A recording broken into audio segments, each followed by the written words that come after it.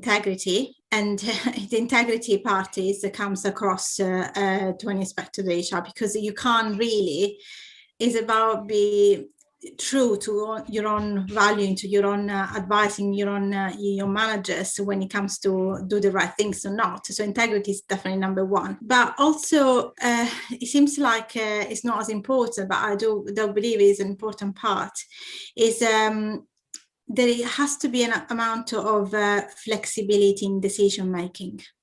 I think you need to be resilient. It's about commercial acumen, so understanding the business, whatever that is, and being a bit chameleon in that you have to be able to adapt to the situation you're in, the environment you're in. I mean, I'm a HR consultant now, and I work with clients from a variety of industry.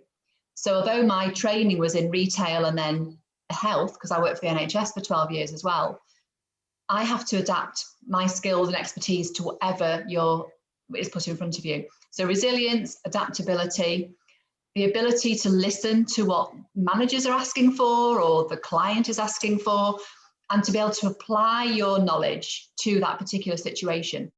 What I want is people who've got the quality of being interested in business, how the business works, and the customers of that business and the marketplace. They'd have to have that as a first and foremost, and then the secondary is, and what I want to be able to do is specifically look at the people piece and how that links. That would be the most important thing. Resilient.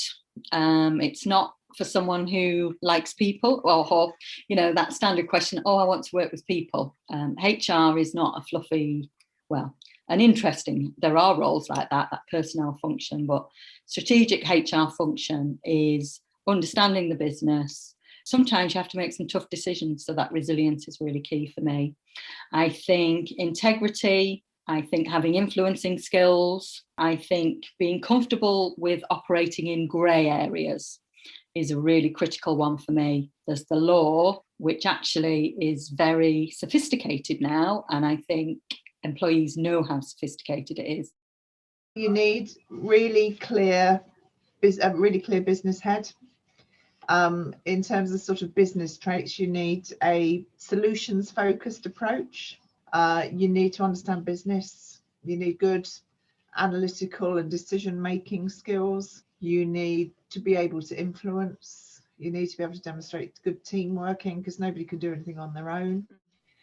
You need patience, because change doesn't happen immediately. So in those sort of personal skills, I think you need patience, you need resilience, you need a really strong sense of humour, and you need to sort of, it comes in the resilience, you need to not fall at the first hurdle. I think good influencing skills. I think logical thinking is good, but also creative thinking, so a nice balance of the two.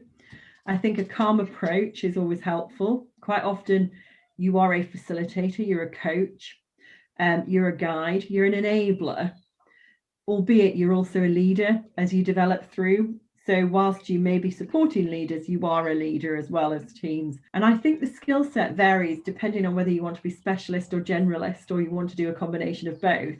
And I think it comes down to EQ would be high for me as well, that emotional intelligence angle. I'm looking for, do you have the attitude, the behaviour, do you have the business acumen, do you have that thought process? Because skill, knowledge, we can teach that, but the behaviour, the attitude is so rare, and so it's much more difficult, I feel, to train that.